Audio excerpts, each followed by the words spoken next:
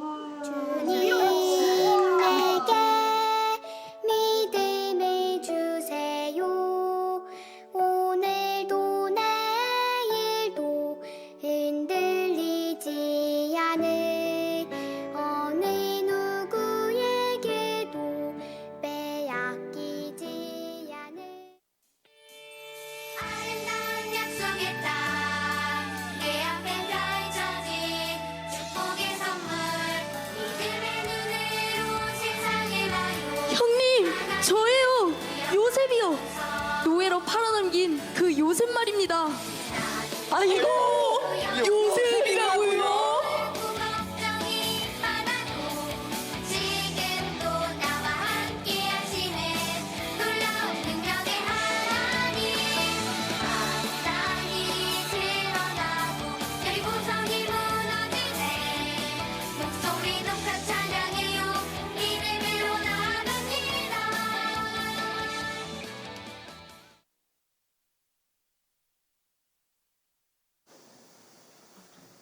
끝났나요?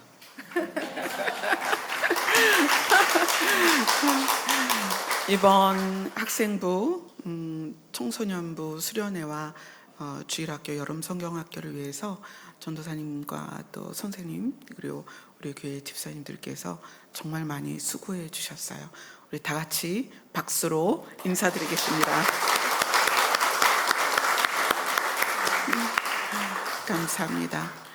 그리고 오늘 기도해 주신 우리 어은경 성도님은 우리 김경빈 권사님께서 구리교회에 있을 때 남편을 위해서 기도하고 싶다.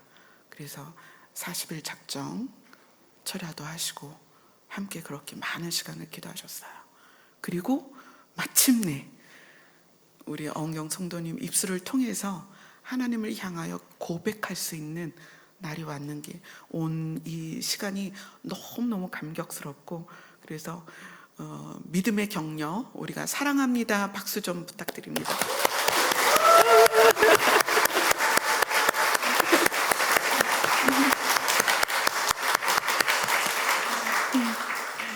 자, 오늘 본문 말씀은 요한계시록 3장입니다.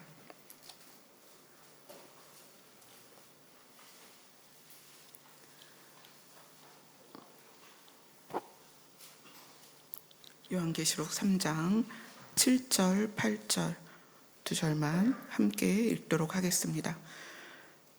시작. 빌라델비아 교회의 사자에게 편지하라. 거룩하고 진실하사 다윗의 열쇠를 가지시니 곧 열면 닫을 사람이 없고 닫으면 열 사람이 없는 열린 문을 두었으되 능히 닫을 사람이 없으리라.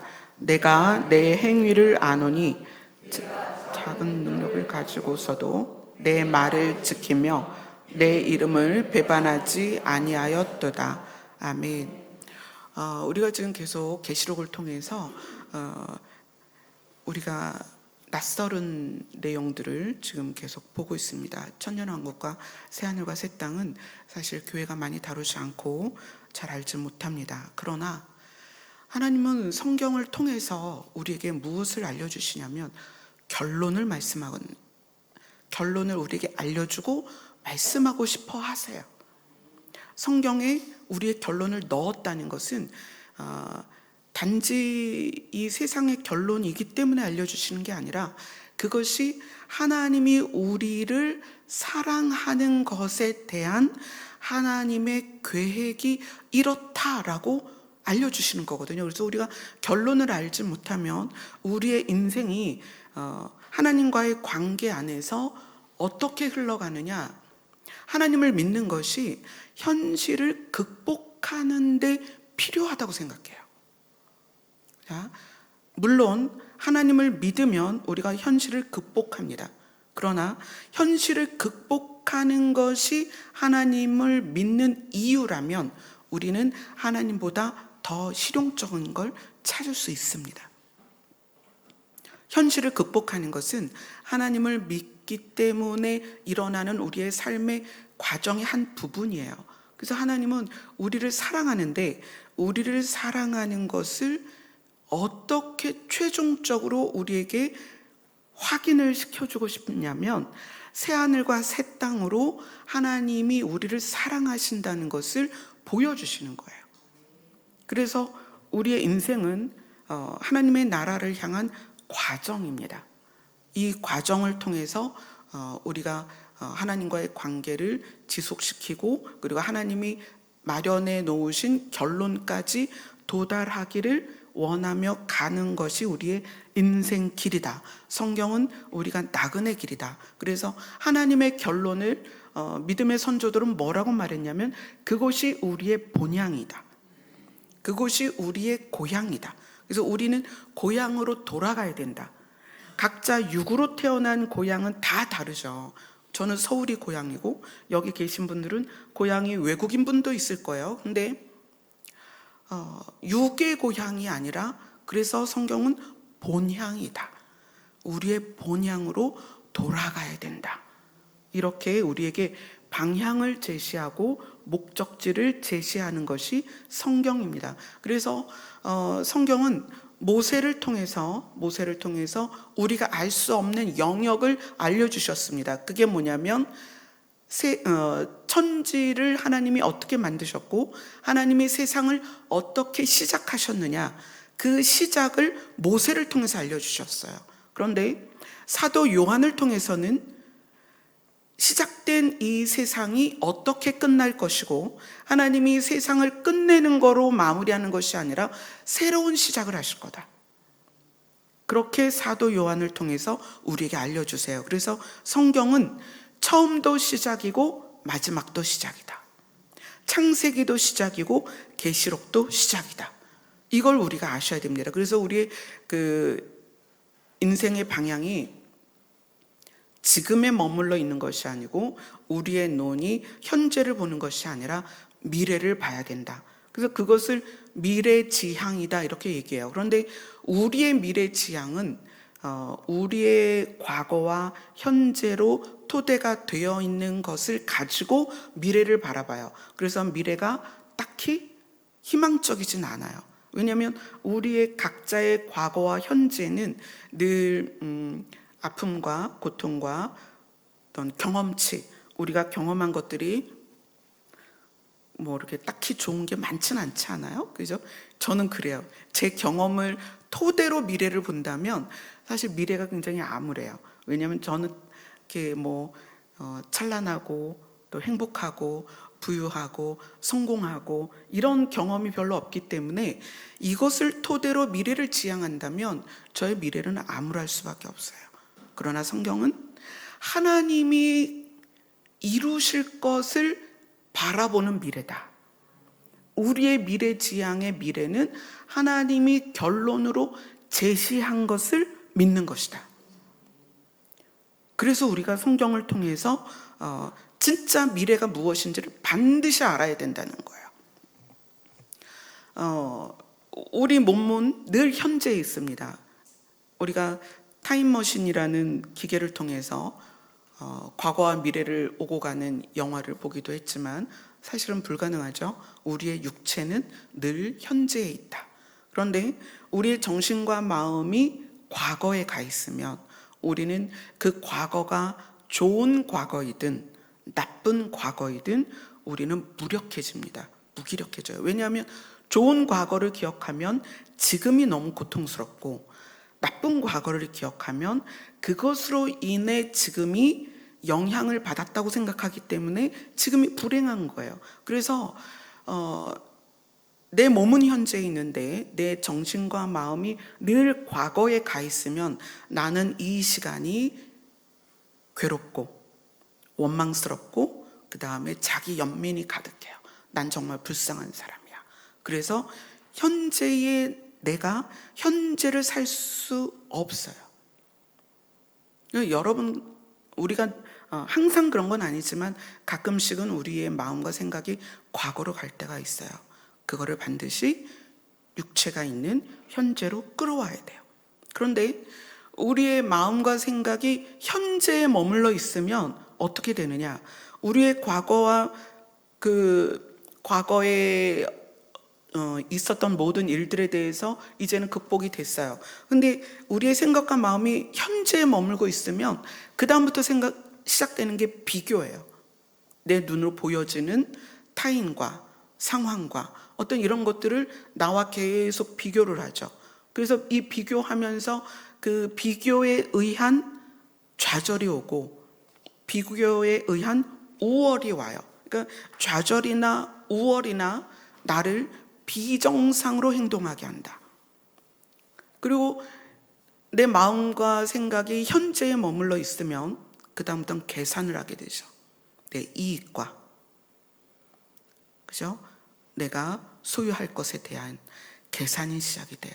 그래서 내 생각과 정신이, 내 마음이 현재에 와 있으면 물론 현실감이 생기긴 해요.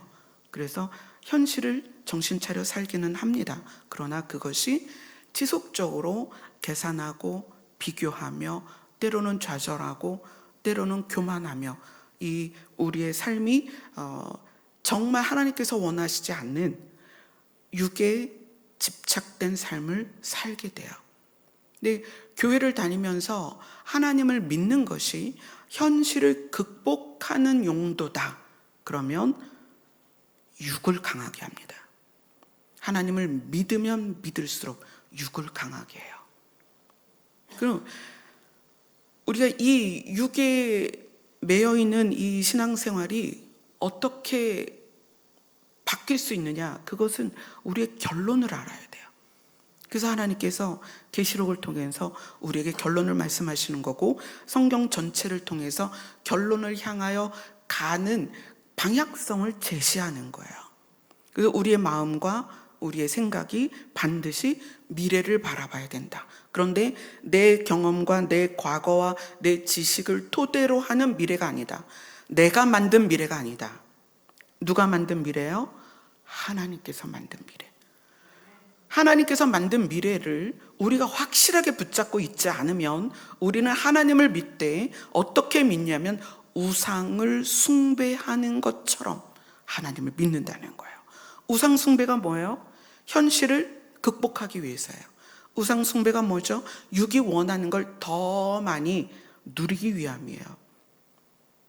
오늘 본문은 우리의 믿음이 우상 숭배하듯 하나님을 믿는 것이냐 아니냐에 대해서 알려주는 그런 본문입니다.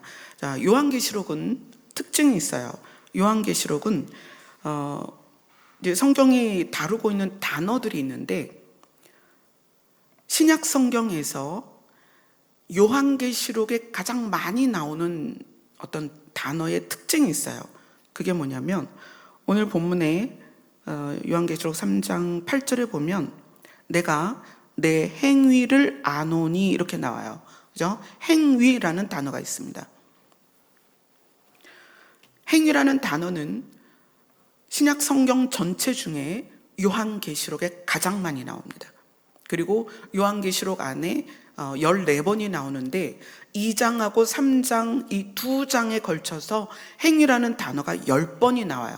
그러면 이 요한계시록 2장하고 3장은 뭐에 대한 내용이냐면, 하나님께서 요한을 통하여 눈을 들어 미래에 있을 일들을 보여주시기 전에 교회에 대한 이야기를 해요. 그래서 2장하고 3장까지는 7교회를 향한 편지입니다. 왜 하필 7교회냐? 6교회도 아니고 8교회도 아니고 왜 7교회냐? 이 7이라는 수는 완전한 수예요. 무슨 얘기냐면, 여러분 자신이, 또 우리 교회도 마찬가지지만 우리 자신이 성전이고 교회입니다.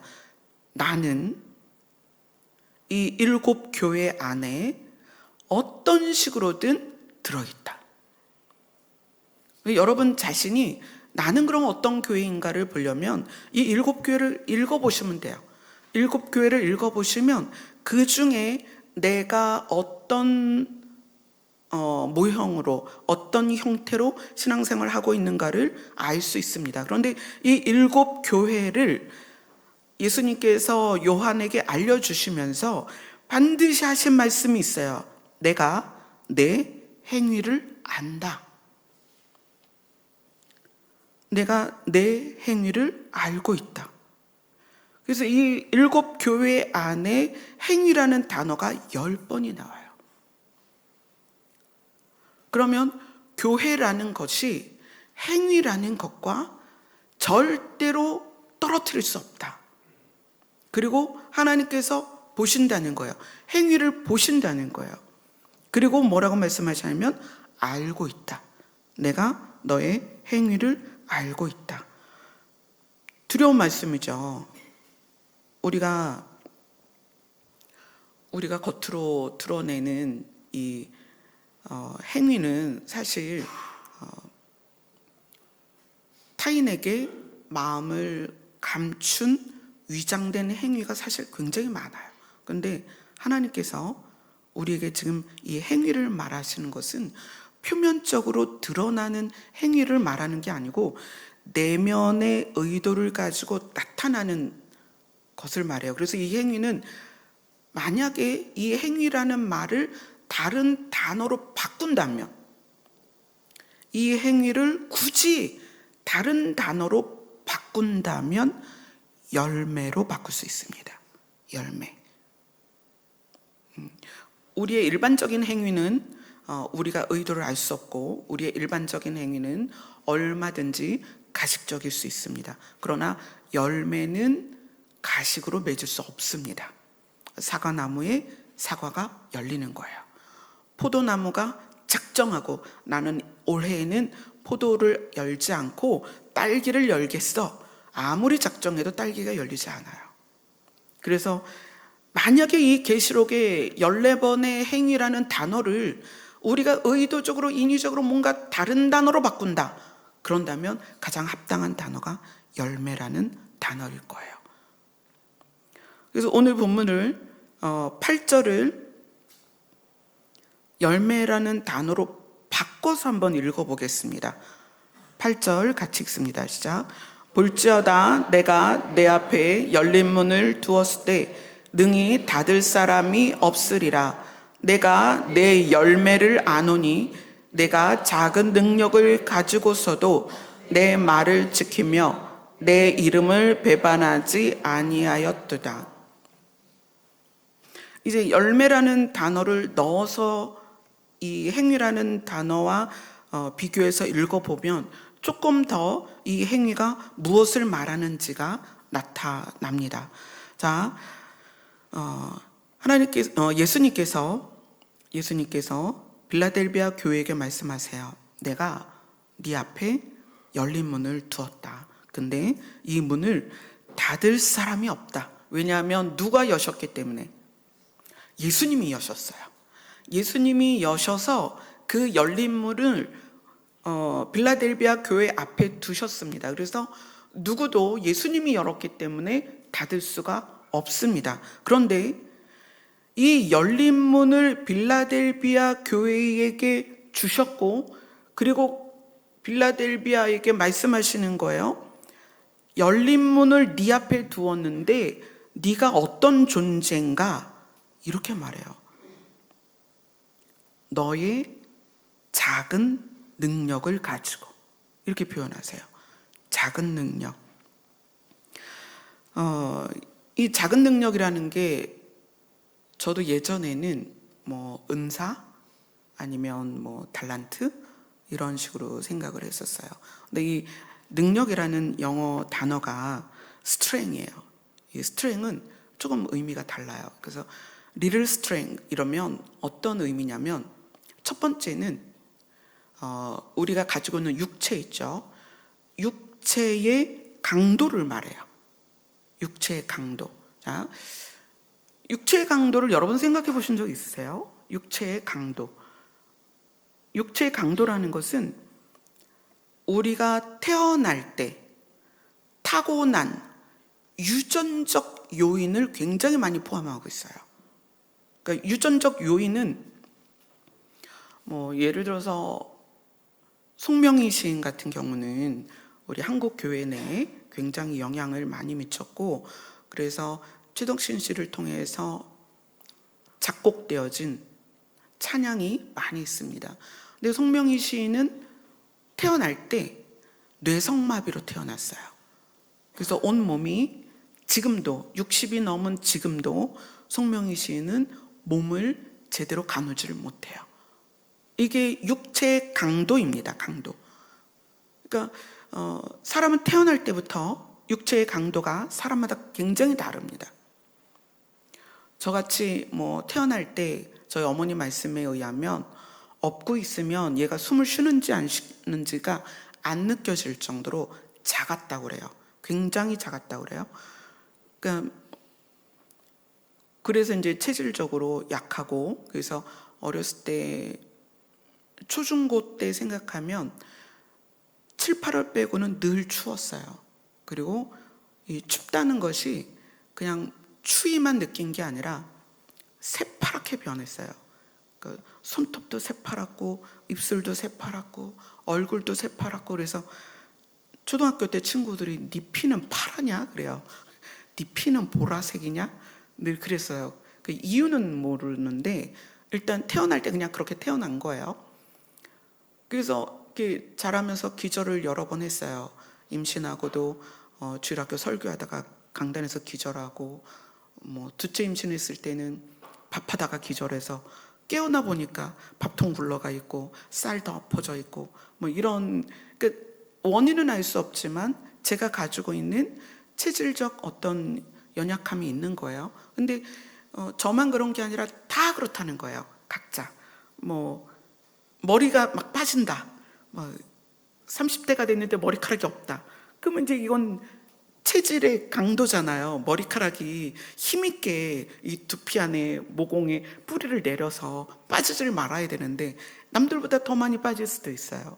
또 어떤 사람은 체질적으로 위가 약할 수도 있고 간이 약할 수도 있고, 저희 남편의 이제 가족들, 시댁 식구들은 간이 안 좋으셨어요. 시아버지도 그렇고 시할머니, 시고모님 다 이렇게 간이 안 좋아서 돌아가셨고, 남편도 결국 이제 담도암으로 세상을 떠났는데, 이렇게 우리의 육체적 강도는 유전적 요인을 굉장히 많이 가지고 있습니다. 그러니까 작은 능력이라고 하는 것이 이 육체적 강도를 포함하고 있다. 근데 이 육체적 강도가 태어나면서부터 유전적 요인도 있지만 살면서 약해지는 경우가 또 많이 있어요. 후천적 질병도 있고요. 후천적 사고로 장애를 갖는 경우가 있어요. 그래서 선천적 장애와 후천적 장애가 결합돼서 우리 일상에는 장애를 갖고 있는 분들이 굉장히 많습니다.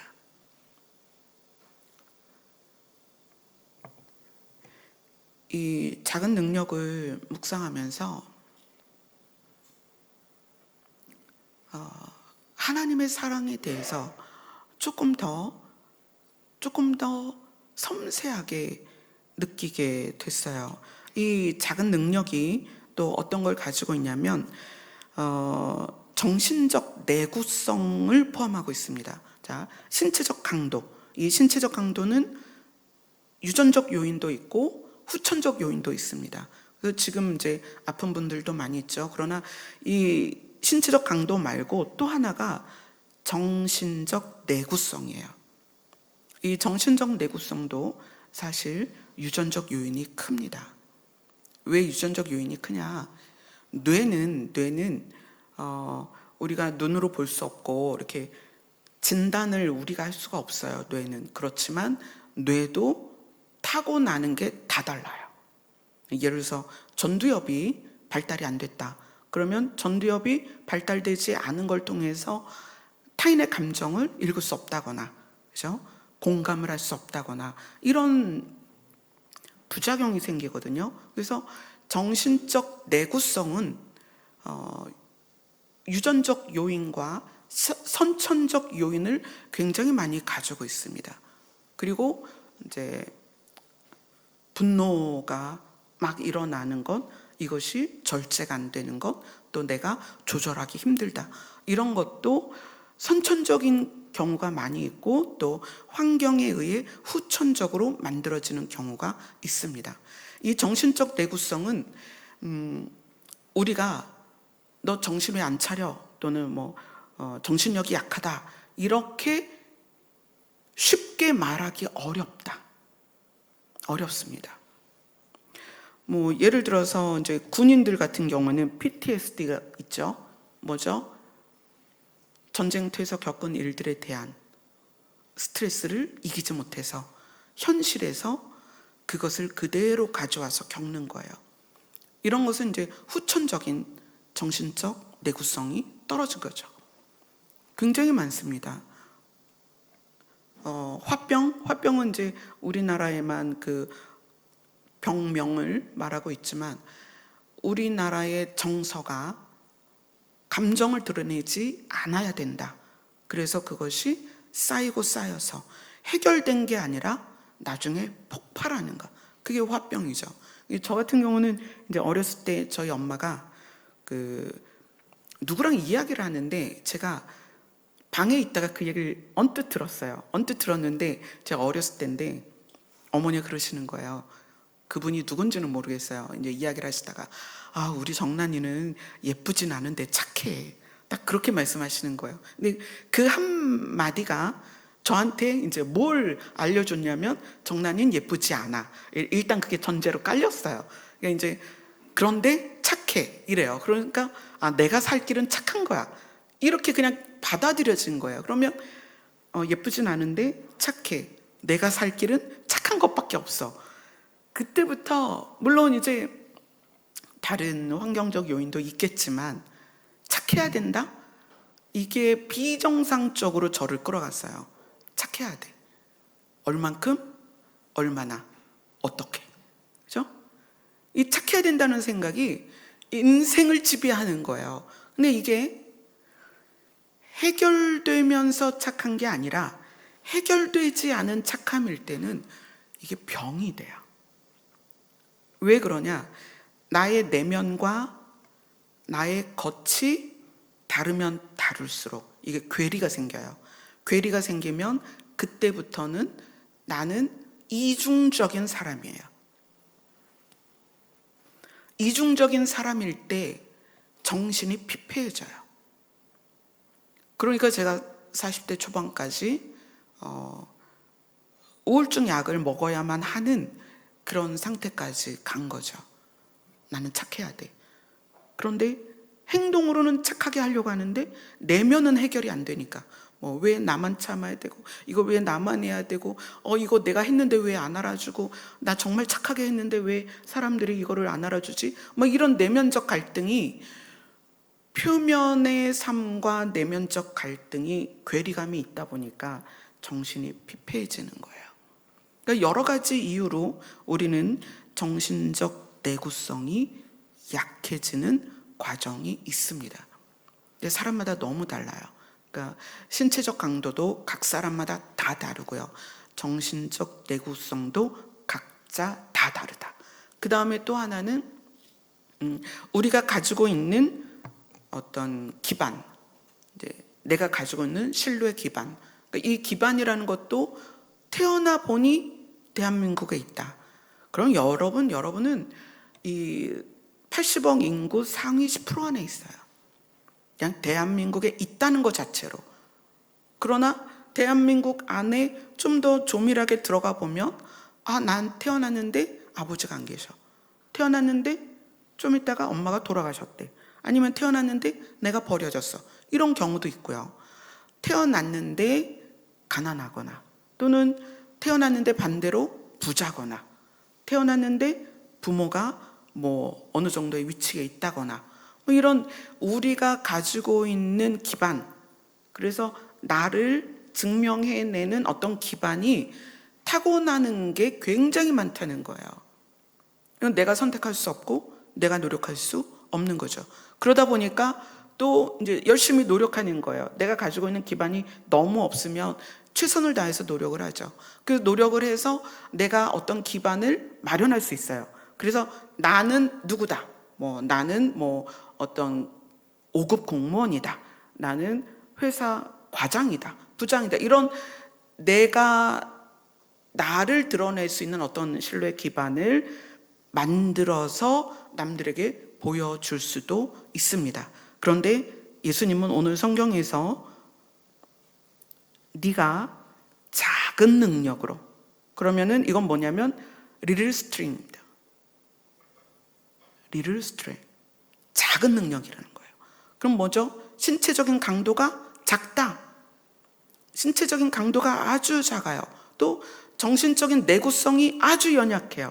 그래서 상처도 잘 받고 마음이 늘 힘들고 두렵고, 이 두려움이 하나님을 못 믿어서 두려운 게 아니라 이 정신적 내구성이 약한 두려움이 있어요. 우리는 그것을 너무 쉽게 판단하죠. 그러나 정신적 내구성이 약해서 오는 두려움이 있다는 거예요. 저 같은 경우는 지금도 핸드폰에 어떤 소리도 안 납니다. 알람도 없어요. 소리가 안 나요. 전 소리를 굉장히 어려워해요. 소리에 굉장히 민감하고요. 제 어렸을 때 처음 나온 수세식 변기는 고무신 모양이었어요. 그리고 줄을 잡아당기면 그 물통에 담겨진 물이 쫙 나오면서 고무신 안에 있는 변이 쫙 밀려가는 형식이에요. 이걸 여러분 본 분은 저랑 같은 세대고 제 아래 세대는 그거 못 봤을 거예요. 근데 그 물소리가요 엄청나게 시끄러워요. 저만 그렇게 느꼈어요. 그 소리가 너무 무서워서 그 물을 한번 내리려면 일단은 문을 열고 문턱에 서서 손을 내밀어서 그 줄을 당기고 문을 닫는 거예요. 그 정도로 소리를 무서워했어요. 이제 환경적인 요인들도 있겠지만 저 자신이 이렇게 두려움이 많았던 사람이고, 또 옛날에는 왜 화장실에 빨간불을 켜놨을까요? 혹시 아세요? 여러분 빨간불 켜진 걸 본 사람이 있으세요? 화장실이 밖에 있잖아요. 멀어요. 화장실을 가는 길도 무서운데 화장실에 꼭 그 빨간 전구가 얼마나 할까요? 딱 요만해요. 요만한 빨간 전구를 딱 켜놔요. 그러면 화장실을 낮에만 가는 게 아니잖아요. 자다가도 쉬마려면 화장실을 가야 되는데 물론 아기 때야 해결이 됐겠지만 초등학생만 돼도 화장실 가야 되잖아요.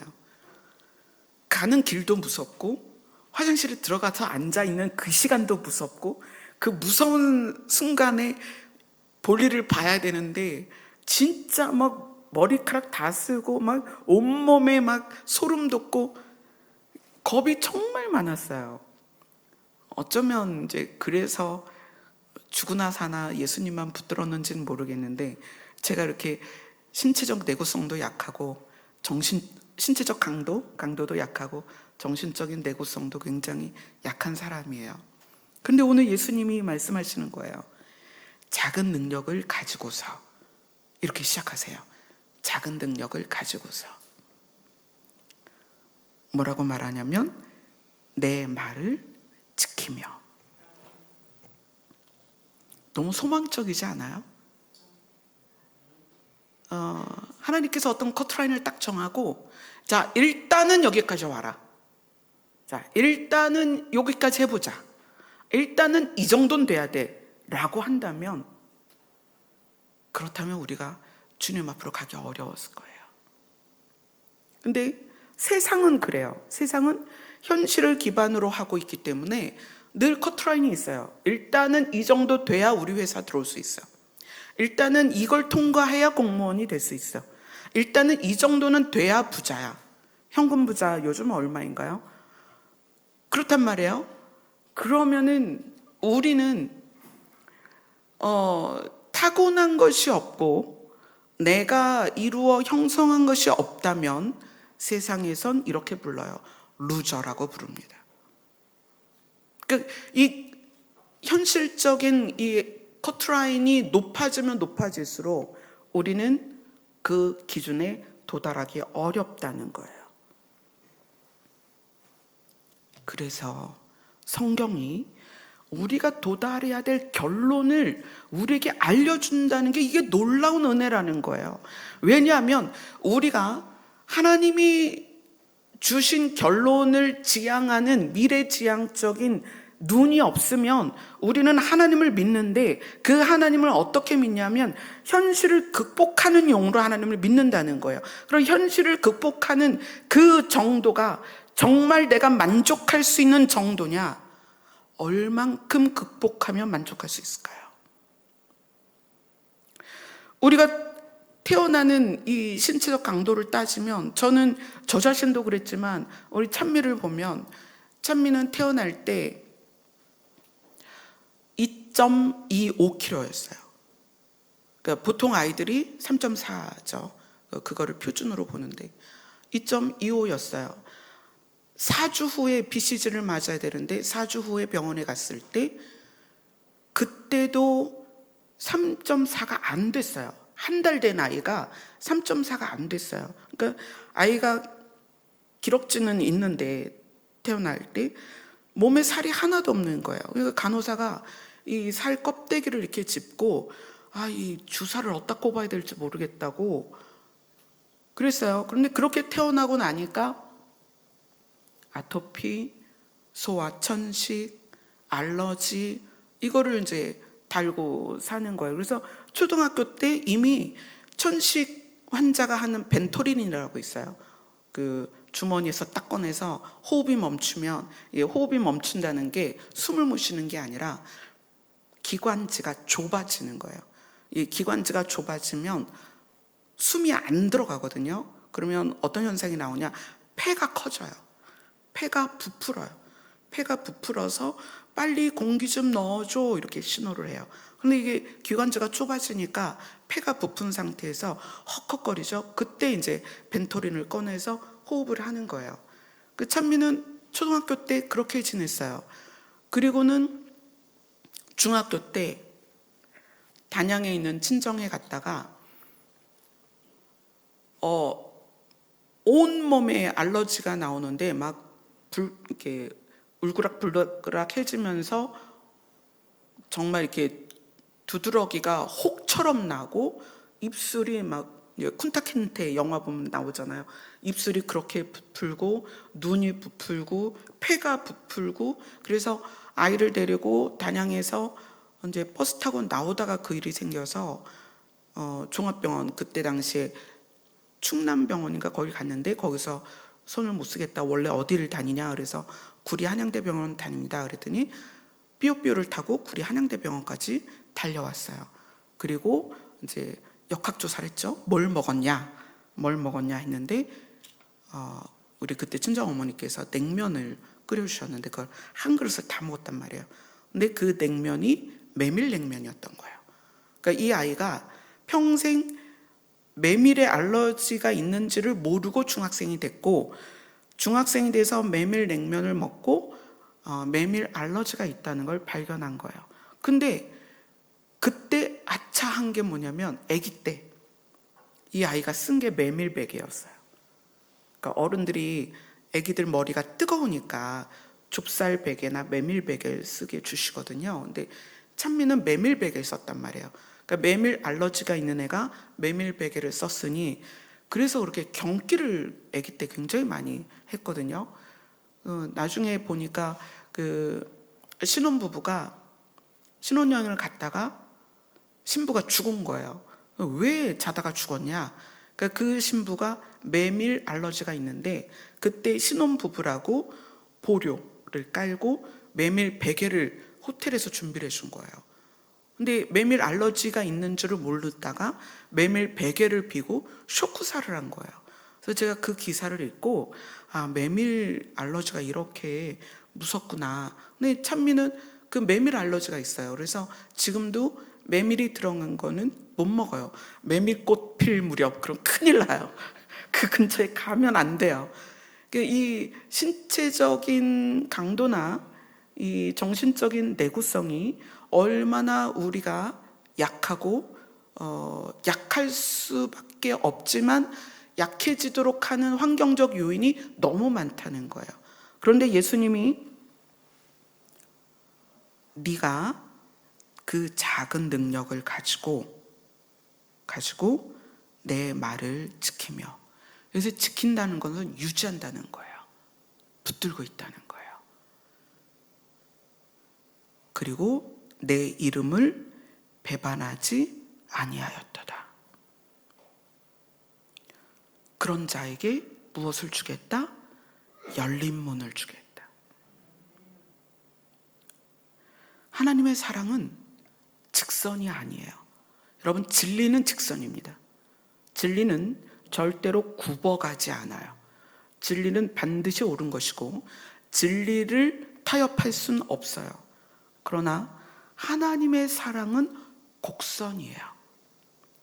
그 사람이 어떻게 태어났는지, 그 사람이 어떻게 자라왔는지, 그 사람이 어떤 사건을 겪었는지, 그 사람이 어떤 환경에 있었는지, 그 사람이 어떤 경험을 했는지를 하나님은 다 보신다는 거예요. 그리고 그것을 통해서 곡선적인 사랑을 하신다는 거예요. 내가 너를 안다. 너가 지금 이런 것은 이럴 수밖에 없었어. 여러분, 우리는 우리의 시각은 늘 직선적이에요. 너 왜 그렇게 해? 너 왜 그거밖에 못해? 너 왜 그렇게 말해? 너 왜 그렇게 생각해? 우리의 생각은 직선입니다. 이 직선이 내 기준이고 내가 가지고 있는 경험에서 나온다는 거예요. 내 지식에서 그 직선을 가지고 사람들을 꿰뚫어 본다는 거예요. 너 그거밖에 못해? 그래서 그것을 무엇이랑 연결해요? 구원과 연결한다는 거예요. 그런데 오늘 말씀은 예수님께서 이 능력을 스트렝이라고 한다는 거예요. 내가 너의 상황을 알고 있어. 그것을 가지고 내 이름을 배반하지 않았기 때문에 네 앞에 열린 문을 두었어. 자, 여러분, 우리 안에는 나면서부터 자기 질병을 가지고 나온 분들이 있습니다. 또 후천적으로 질병에 걸린 분들이 있어요. 또 후천적으로 사고를 통해 장애를 갖게 된 분이 있고요. 선천적으로 자기 장애를 가지고 나온 분이 있어요. 현실적인 상황에 볼 때에는 세상을 살기가 정말 힘듭니다. 세상을 사는 것 자체가 힘들어요. 제가 아는 사모님은 정상일 때 교제를 했는데 시력을 잃으셨어요. 완전히. 황반병성이 와서 완전히 시력을 잃었어요. 처음에는 많이 힘들어 하셨는데 나중에 극복을 하셨어요. 그런데 타고난 질병이든 아니면 후천적 질병이든 타고난 장애든 후천적 장애든 너의 연약한 그 상태에서 예수님의 이름을 붙들고만 있어라. 이게 예수님의 메시지입니다. 메시지예요. 세상의 잣대로 교회는 무엇을 이루어라, 무엇을 업적을 남겨라, 타인에게 영향을 끼쳐라 이렇게 말하지만 예수님은 우리에게 내 이름을 배반하지 않은 것, 작은 능력으로 내 이름을 배반하지 않은 것, 어떻게 해요? 가지고 유지하는 것. 예수님의 이름을 가지고 있다는 거예요. 그것만으로도 내가 열린 문을 너에게 줄 것이다. 정신적인 내구성이 약한 분들은 두려움도 많고요. 그죠? 그래서 현실을 회피하게 되고요. 사람과 만나지 못하는 수도 있고요. 굉장히 많습니다. 그런데 그러함에도 불구하고 예수님의 이름을 붙들고 있으며 예수님께서 그분들 앞에 열린 문을 두시겠다는 거예요. 우리는 이제 나와 현실을 살아야 될 거 아니야 이렇게 말하지만 그들이 예수님의 이름을 붙들고 있는 것만으로도 예수님은 괜찮아, 내가 너를 알아. 또 이런 경우도 있죠. 우리가 뭔가를 이루는 것을 눈으로 표면으로 보는 걸 좋아하지만 때로는 이런 경우가 있어요. 가족 때문에, 그러니까 그게 남편일 경우도 있고요, 아내일 경우도 있고, 자녀일 경우도 있고, 부모일 경우도 있지만 자기 가족을 돌보면서 평생을 사는 분이 있어요. 주변에 많이 있습니다. 우리 교회 내도 그런 분들이 많이 있어요. 그런 분들이 우리가 생각하는 내 기반, 나를 드러낼 수 있는 기반으로 볼 때는 평생 아무것도 안 한 것 같은 거예요. 남편이 아파서 수십 년을 남편을 돌보거나, 아내가 아파서 수십 년을 아내를 돌보거나, 자녀가 아파서 수십 년 자녀를 돌보거나, 부모가 많이 아프셔서 수십 년 부모를 돌보는데 그게 현실적으로 사회에서는 한 게 뭐냐라고 말할 거예요. 너 한 게 뭐 있어? 사회에 공헌한 게 뭐 있어? 이렇게 말할 수 있다는 거예요. 그러나 하나님이 성경을 통해서 우리에게 말하는 작은 능력에는 그것도 포함이 된다는 거예요. 그들에게 그런 상황에서도 현실적으로 비교해서 또 과거를 생각해서 원망하고 자기 연민에 빠져서 막 그런 게 아니라 예수 이름을 배반하지 않고 그런 상황에서 붙들고 있는 사람들을 향해서 하나님께서 말씀하시는 거예요. 네 앞에 열린 문을 두었다. 이 작은 능력을 생각해 보니까 우린 좀 낫지 않아요?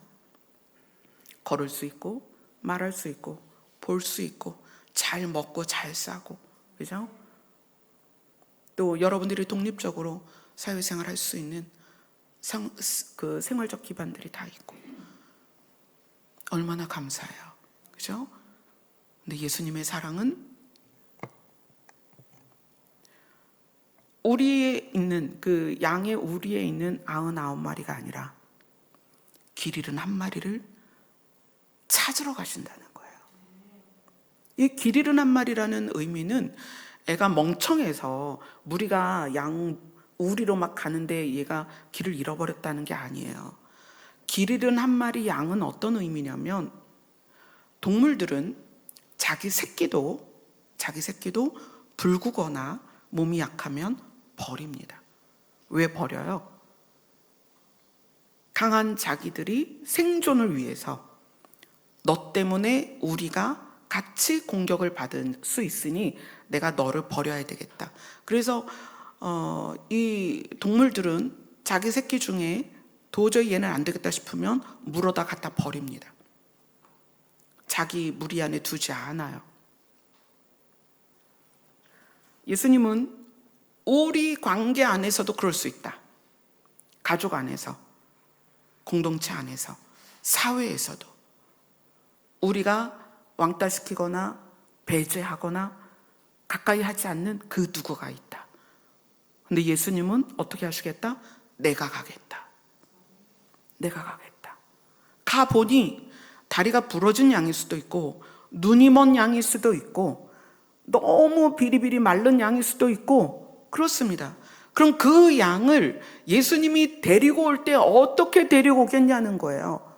목줄에서 질질 끌고 오겠어요? 어떻게 데리고 오실까요? 예수님이 그를 직접 안아서 때로는 목에다 걸고 어깨에다 메고 그렇게 예수님이 직접 데려오신다는 거예요. 여러분, 혹시 여러분 자신이 길을 잃은 양같이 느껴질 때가 있으면 이 말씀을 기억하세요. 예수님은 우리에 있는 정상적인 양보다 길을 잃은 그를 향하여 직접 가신다는 거예요. 왜냐하면 우리에 있는 양들은 예수님을 향하여 자기 발로 걸어가거든요. 우리는 때로는 정말 우리 발로 주를 향해 걸을 수 없을 때가 있어요. 어쩌면 평생을 그럴 수 없을 수도 있어요. 그런데 예수님은 그를 향해 내가 가겠다.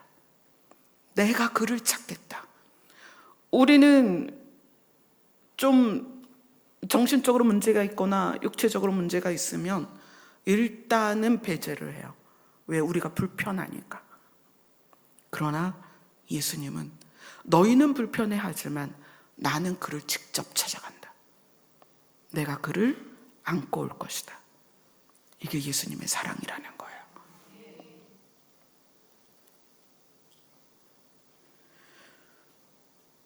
현실을 기반으로 우리가 보면 하나님이 불공평합니다. 현실을 기반으로 하면 태어나는 나라도 대한민국에 태어나는 사람이 있고 북한에 태어나는 사람이 있어요. 현실을 기반으로 보면 건강하게 태어나는 사람도 있지만 태어날 때 불구로 장애로 또 연약한 상태로 태어나는 사람들이 있습니다. 그 하나님이 불공평한 것 같죠. 현실로 기반을 삼으면 그렇습니다. 그래서 우리는 불평을 해요. 하나님 불공평하다. 그래서 성경은 현실을 기반으로 현실을 위한 책이 아니라는 걸 아셔야 됩니다. 하나님은 너희가 어떠하든지 나는 같은 결론을 줄 거야. 너희의 상태가 어떠하든 같은 결론을 줄 거야.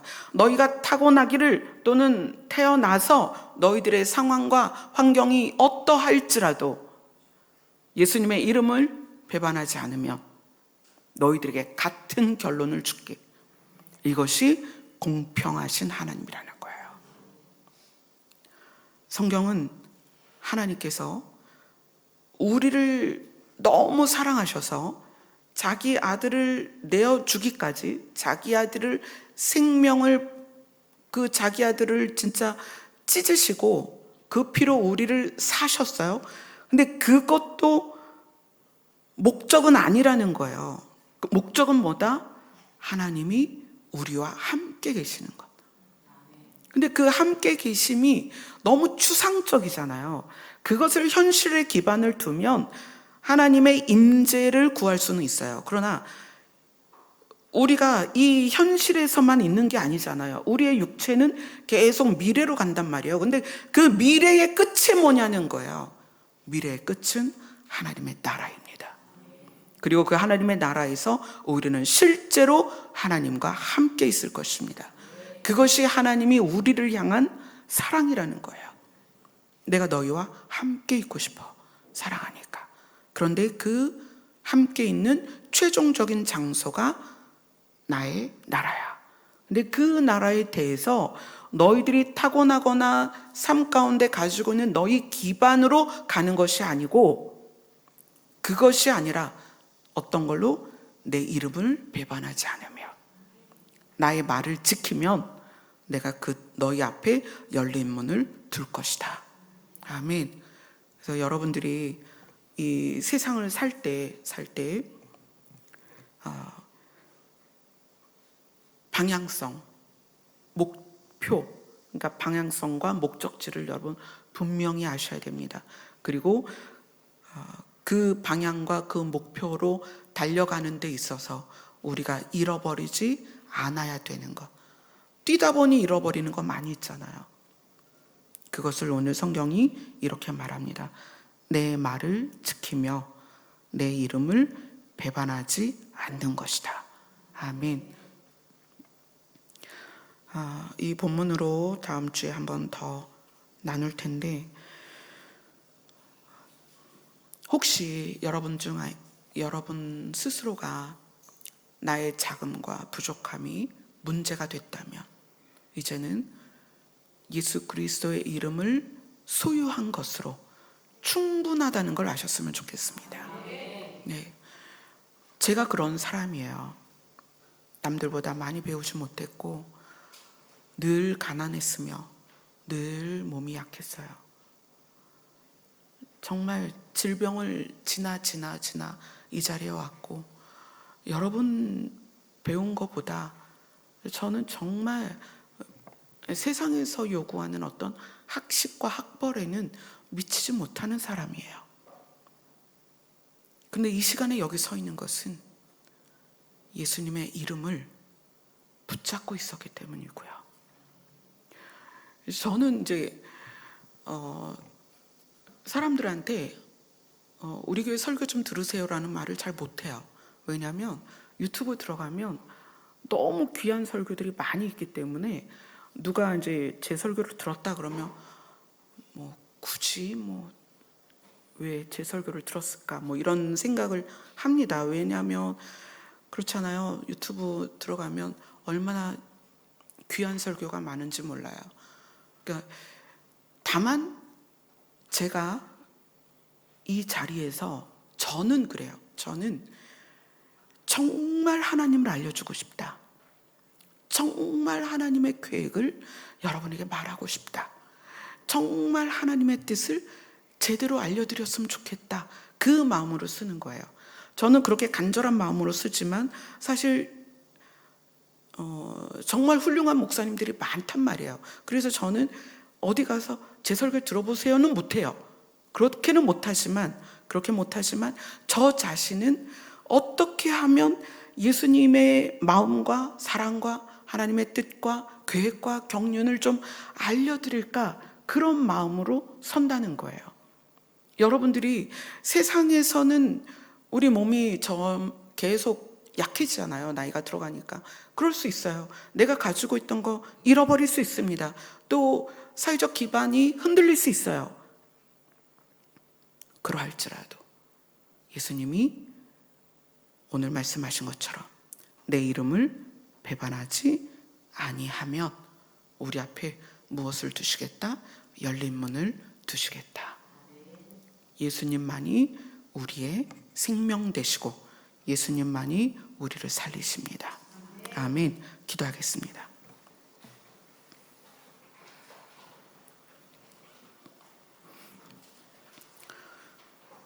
때때로 우리가 우리의 연약함 때문에, 우리의 부족함 때문에, 또는 내가 가지고 있지 않은 나의 어떤 작은 기반들 때문에 흔들릴 때가 있습니다. 그러나 오늘 주님은 우리에게 너의 현재 지금 상황이 문제가 아니라 너의 어떠함에도 불구하고 내 이름을 배반하지 않고 내 말을 지키면 네 앞에 열린 문을 둘 것이라는 너무 귀한 약속을 받았습니다. 이 약속을 붙잡고 하나님이 우리에게 주신 결론까지 우리가 쉬지 않고 걸어갈 수 있도록, 때로는 걸을 수 없어서 기어가더라도 아버지의 결론에 도달할 수 있도록 우리를 인도하여 주시옵소서. 예수님 이름으로 기도드리옵나이다. 아멘. 선한 목자 되신 예수님께 모든 영광을 올려드리겠습니다.